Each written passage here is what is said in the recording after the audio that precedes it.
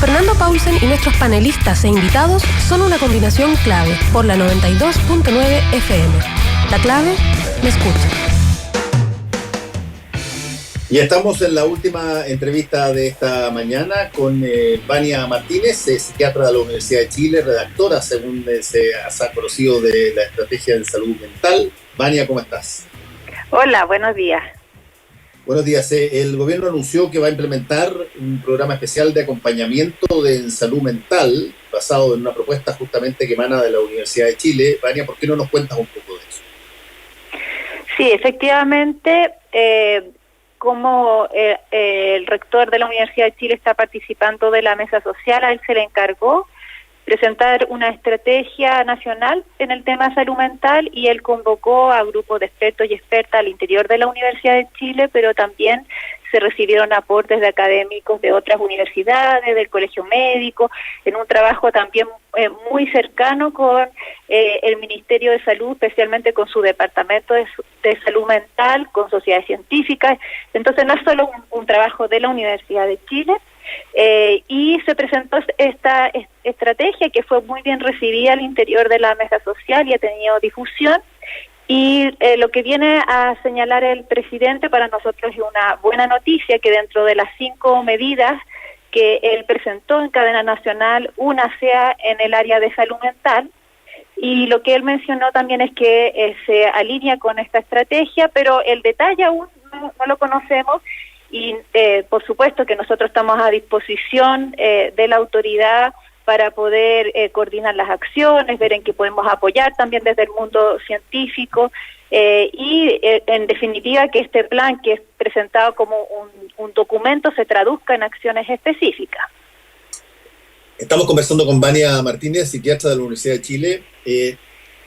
Vania, yo me recuerdo cuando entrevisté hace algún tiempo ya a Alberto Larraín, que tiró una cifra que a mí me pareció tan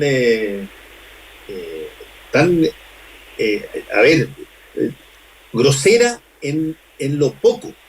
Él dijo que, estoy hablando casi de 2 años atrás, que para todo Chile había disponibles 1.500 psiquiatras. Y uno hace los cálculos y dice, bueno, una de dos: o no hay ningún tipo de incentivos para que se genere una actividad que aparentemente, de acuerdo a todos los ítems que nosotros vemos en términos del aumento de problemas de salud mental, ha aumentado mucho, o no hay interés por seguir por seguir esa carrera, o básicamente está siendo suplida por otro tipo de disciplina. ¿Cuál es la relación entre los psiquiatras disponibles en el país y la población? Vale. Sí, bueno, ahí tengo un comentario más global al respecto, que es que en esta estrategia del Plan Nacional de Salud Mental, la mayor parte de las acciones no están a cargo de psiquiatras, solamente un mínimo de las acciones están a cargo de psiquiatras. Hay una pirámide que nosotros ahí presentamos, que es basada en una agencia internacional que se dedica al tema de emergencias y desastres, y en la base de la pirámide están todas las acciones que van a apoyar la parte social y socioeconómica. Por ejemplo, una medida como un ingreso mínimo para las familias más vulnerables, es una medida que viene definitivamente también a apoyar la salud mental. Entonces, la mayoría de las acciones no están a cargo de psiquiatras ni de psicólogos. Hay importancia de promoción de la salud mental, de prevención también de problemas que debieran estar a cargo de otros actores, y ahí el trabajo intersectorial con todos los otros ministerios, las municipalidades, las juntas de vecinos. Hay un trabajo ya que tiene que ver obviamente con atención cuando hay personas que están con problemas de salud mental o con diagnósticos que requieren una continuidad de cuidado, y muchas de esas acciones están a cargo de la atención primaria, donde no hay especialistas, hay médicos familiares o médicos de atención primaria que tienen formación en salud mental, pero que además pueden recibir el apoyo de los especialistas mediante las consultorías, en este momento mediante las teleconsultorías. Y claro, va a haber un grupo específico que necesita de psiquiatras. Es probable que necesitemos, obviamente, aumentar el interés de nuestros colegas por esta carrera, por la especialidad de psiquiatría, y con mayor razón también con la especialidad que yo tengo, que es de psiquiatría infantil y del adolescente, donde también ahí estamos muy al debe en la cantidad de especialistas que tenemos. Vania, hay un punto bien interesante, yo me imagino desde el ámbito psiquiátrico, en una pandemia. Por una parte, está la aprensión, el miedo natural de ser posible sujeto de contagio en una cosa que no se ve a simple vista, que es invisible a los ojos.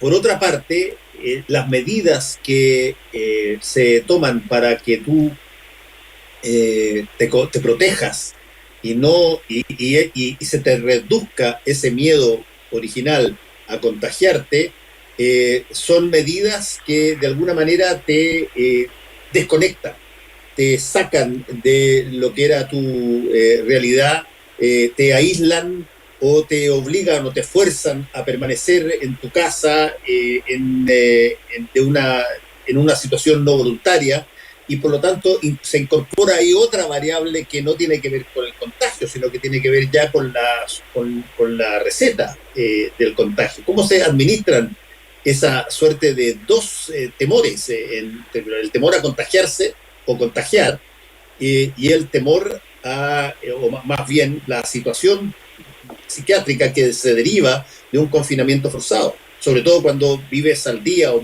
muy cercanamente a conseguir las cosas para comer cada día?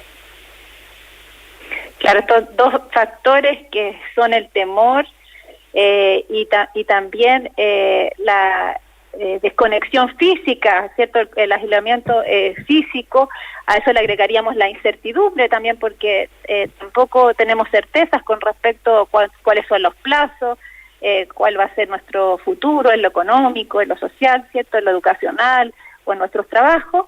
Entonces, eso los tenemos que combatir de alguna manera. Por eso yo decía la importancia también de las medidas económicas y sociales. Y desde el punto de salud mental, por una parte, el temor y la incertidumbre lo podemos ir combatiendo con información adecuada y no sobreinformación. O sea, no estar todo el día conectados a las noticias, darnos un espacio sí para informarnos mediante medios confiables, y también crear rutinas y flexibilidad. Hay que tener esas dos caras de la moneda, porque puede ser, sobre todo, no sé, cuando uno está en vacaciones, te levantas más tarde, te quedas a lo mejor en pijama, eso no es conveniente para este momento. O sea, para este momento sí es importante crear rutinas de horario, que tengan horarios de alimentación, de sueño saludable, también espacios de diversión, de ocio, de entretenimiento, organizar las actividades domésticas en familia, y también diferenciar los días, porque he escuchado mucho que gente dice que esto es como un día que se repite tras otro, que da lo mismo si un domingo que es un lunes. Diferenciarlo de alguna manera, decir, ya, por ejemplo, mañana es feriado, ya, o el fin de semana, entonces, ¿qué de distinto hacemos un día así? ¿Ya? ¿Qué nos proponemos hacer distinto? Y en relación también a las familias que no están pudiendo conectarse físicamente, sí mantener una conexión social mediante los medios virtuales. Principalmente apoyar a las personas mayores que están en un confinamiento obligado, ya no voluntario, independiente de que su comuna esté en cuarentena o no, y que pueden tener mayores dificultades en los términos de tecnología, no todos, digamos, porque hay personas mayores muy expertas en tecnología, pero hay muchas personas que se les hace eso más complejo, y utilizar el teléfono, utilizar algunas otras estrategias que pueden hacernos llegar a ellos también, proveerlos de todas las necesidades que tengan, sus medicamentos, su alimentación, todo lo que ellos requieran, pero mantener este contacto. También hay personas jóvenes que viven solas y que requieren espacios también de estar conectados en lo social y en lo emocional mediante los medios virtuales y el teléfono. Sí, estamos conversando con Vania Martínez, psiquiatra de la Universidad de Chile. Cuéntanos un poquitito en el programa que ustedes le presentaron a través del rector de la universidad al gobierno y que eventualmente va a ser parte de este programa que se ha anunciado también para salud mental. ¿Qué es lo que contempla en términos, cómo se conecta el plan con las personas? Sí, por ejemplo, ahí nosotros identificamos cuáles serían los potenciales grupos de riesgo, ya que es algo importante que la autoridad lo debiera tomar para, por una parte, ofrecer acciones para toda la población, sobre todo en el ámbito de promoción de salud mental y de prevención de problemas de salud mental, tal como muy bien se nos ha enseñado cómo es un buen lavado de manos, equivalente a eso, cómo nosotros podemos proteger nuestra salud mental, pero también hay acciones para grupos específicos, ya por ejemplo un grupo específico son las mujeres que en este momento muchas de ellas están con sobrecarga en sus roles y que además algunas de ellas son vulnerables a ser víctimas de violencia de género. Entonces eso es fundamental. Que se consideren también acciones específicas a los grupos de riesgo. Otro grupo de riesgo son el personal de salud, que está ahí en la primera línea trabajando, que está muy estresado, que está en este momento además con situaciones de toma de decisiones que son difíciles, que llegan a sus casas y tienen que tomar muchas medidas para no contagiar a sus familias y mantener ese temor, incluso algunos más encima son discriminados, víctimas de estigma en sus propios barrios. ¿Ya? Entonces esa es una población también en la que nos queremos enfocar más específicamente y así, bueno, se nombran distintos grupos de riesgo como pueden ser, por ejemplo, migrantes, personas que están en situación de precariedad laboral, entonces ir buscando acciones específicas. Y también se plantean cómo abordar esto de distintas maneras. Un tema fundamental es la gestión de la información y en esto creo que se puede avanzar mucho más, de cómo la autoridad presenta las medidas, presenta los datos de una manera que la información le llegue a la población para que la población acate esas medidas y para que entienda la importancia, para que no se mire lo individual, sino que se vea el bien colectivo. Y también el rol que tienen que tener los medios de comunicación, y en eso la radio es fundamental, porque la radio llega a muchos sectores, incluso más que probablemente la televisión y el internet, sin duda, para apoyarnos también en esta labor de cómo proteger la salud mental. Ahora, Vania, hay un punto ahí que yo te lo planteé, pero quizás no lo hice tan claramente. Me interesa cómo se establece el contacto entre el mensaje de ayuda a la salud mental y la gente que está confinada en esta situación. Esto evidentemente no va a haber, no sé, consultas ambulantes de personas, ¿no? ¿Cómo se establece esa relación, ese programa? ¿Cómo se conecta con las personas? Sí, para las personas que ya requieran una intervención, sea psicológica o sea por un médico, salud mental o psiquiatra, para ellos sí es importante que puedan tener un acceso a la telemedicina.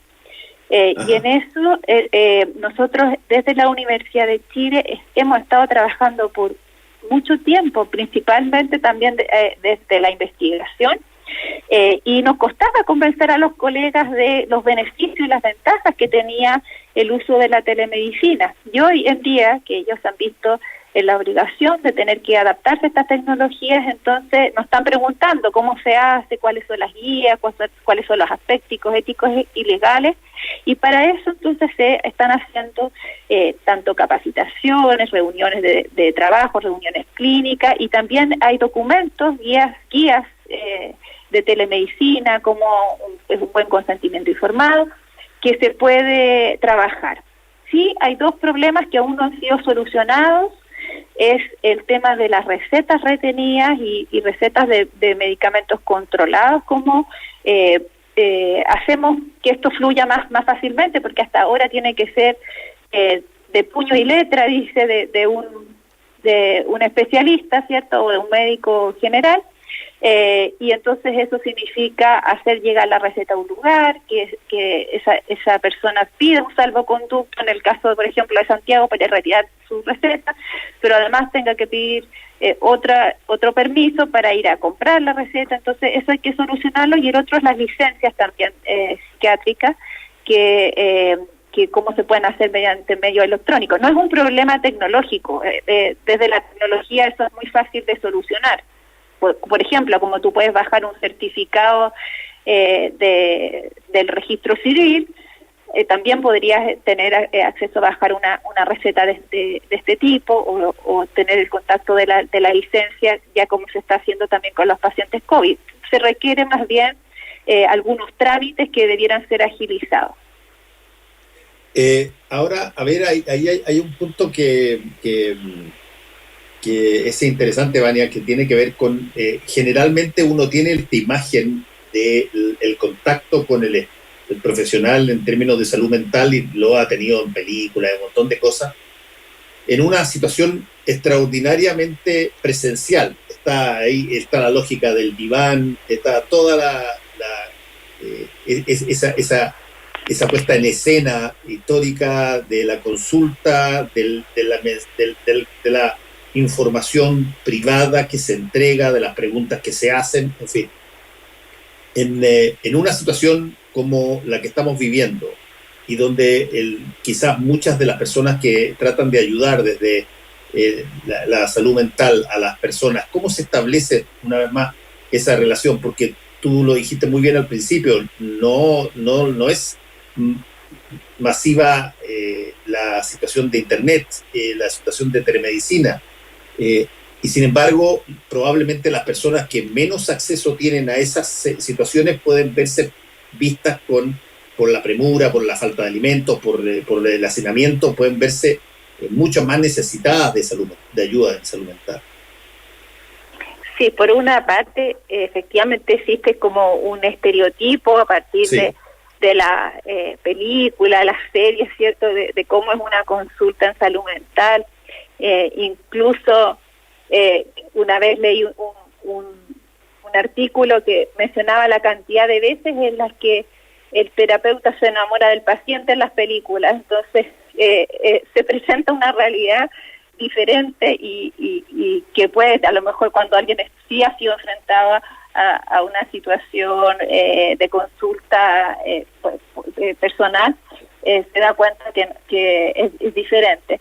Pero por una parte, claro, esta flexibilidad, no todas las atenciones son iguales. Existe, por ejemplo, también, nosotros hemos trabajado en la diferencia que hay en cómo ve los pueblos indígenas, por ejemplo, el tema de salud mental, que está mucho conectado con la salud física, o cómo, por ejemplo, para algunos migrantes también la salud mental es vista de otra manera. Entonces siempre uno tiene que considerar la cultura de cada persona para tener esta aproximación.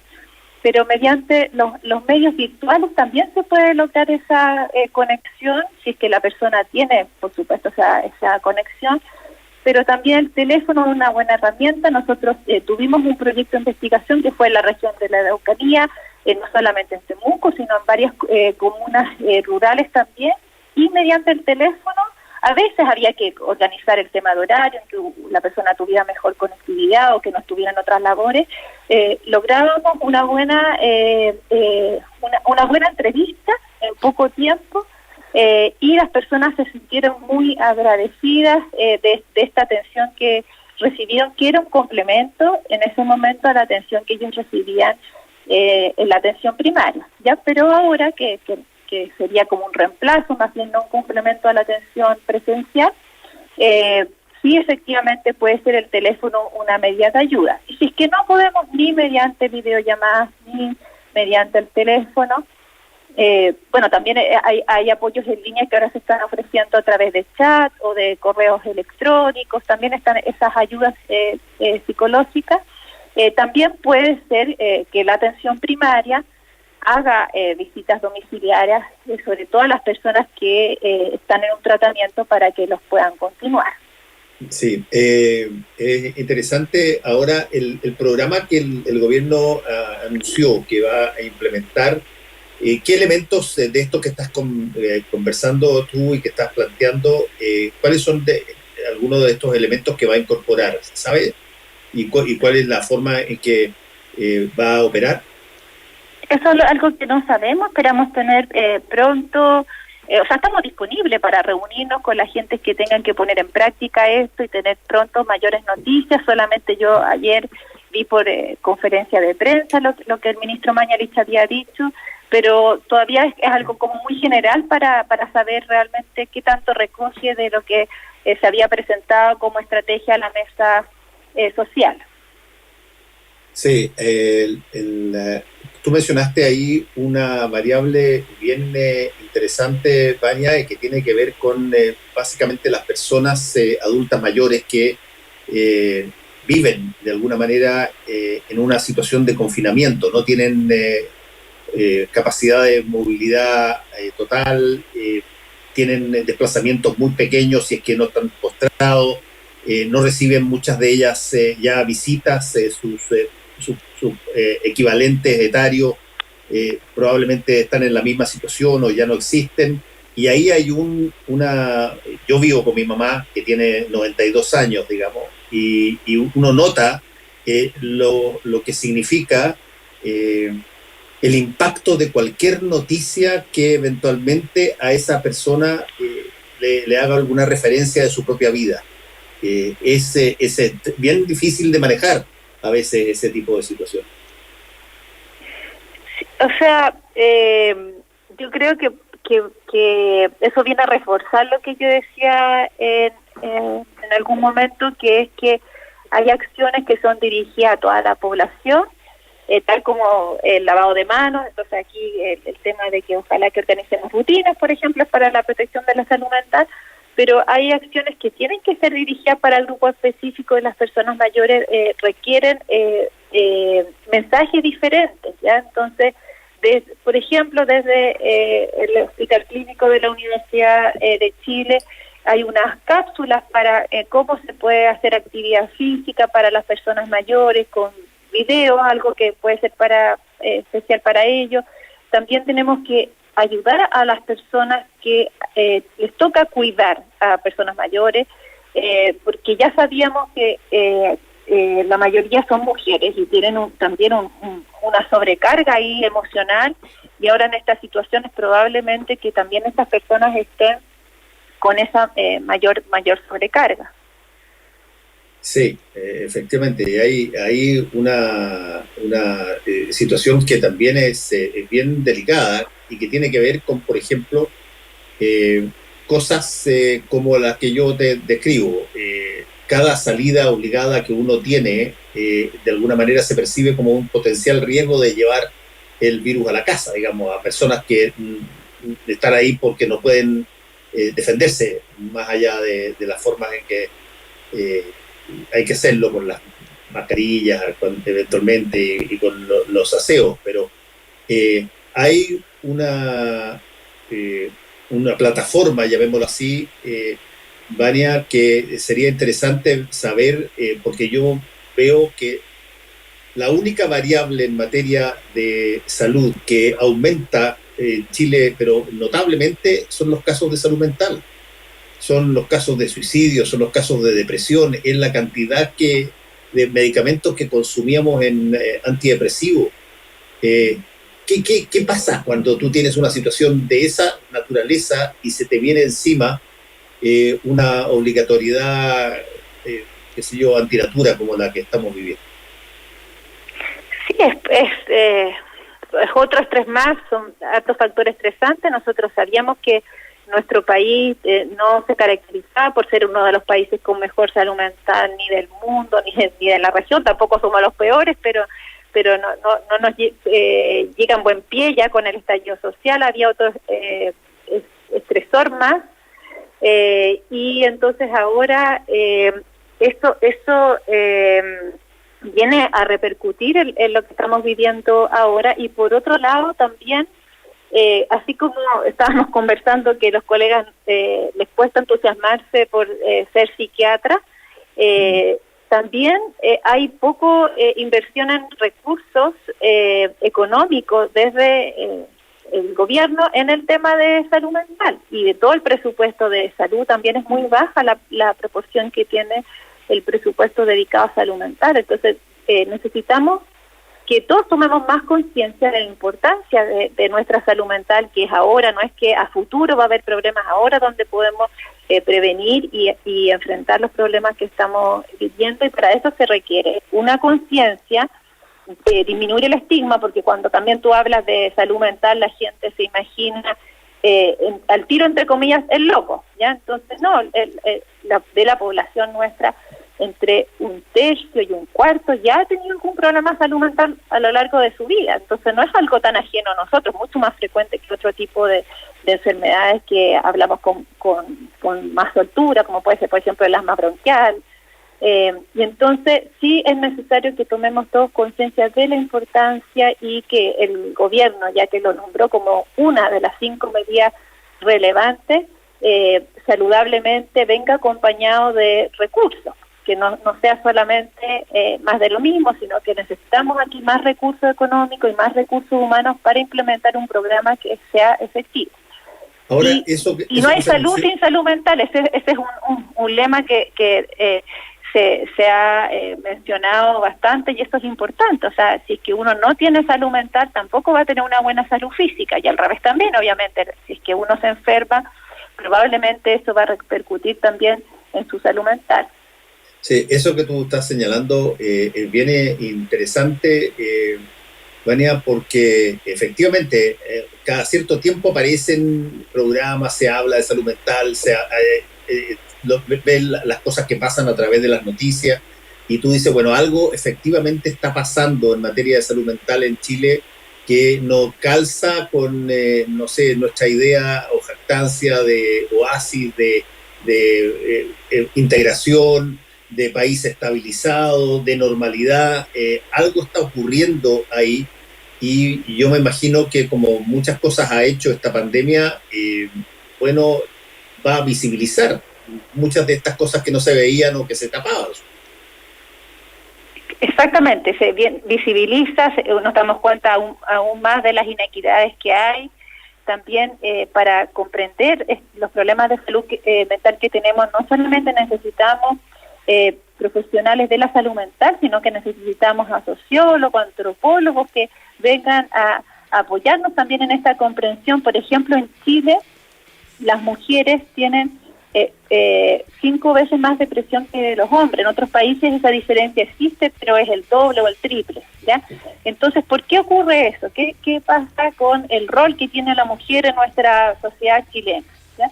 Esas son respuestas que no solamente vienen desde un psicólogo, un psiquiatra, un médico de salud mental, sino que tienen que apoyarnos en esto también otros profesionales que son de otras disciplinas de las ciencias sociales.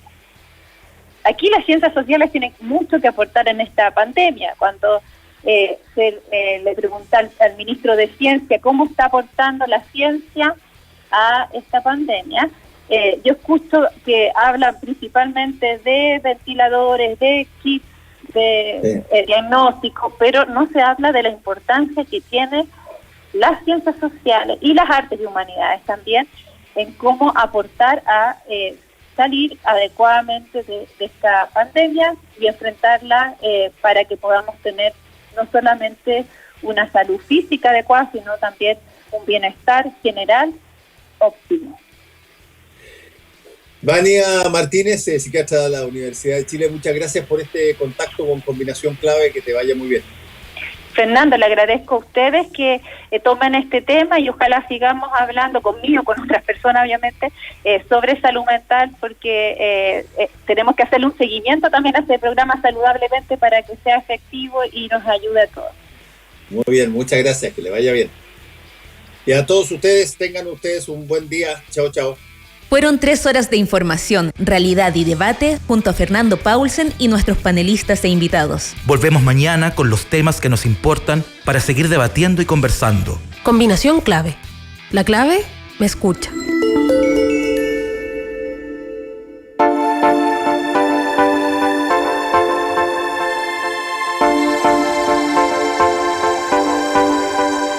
Hola, soy Mirko Macari, periodista, y quiero recomendarles encarecidamente que lean, aunque no sea por completo, pero ojeen, miren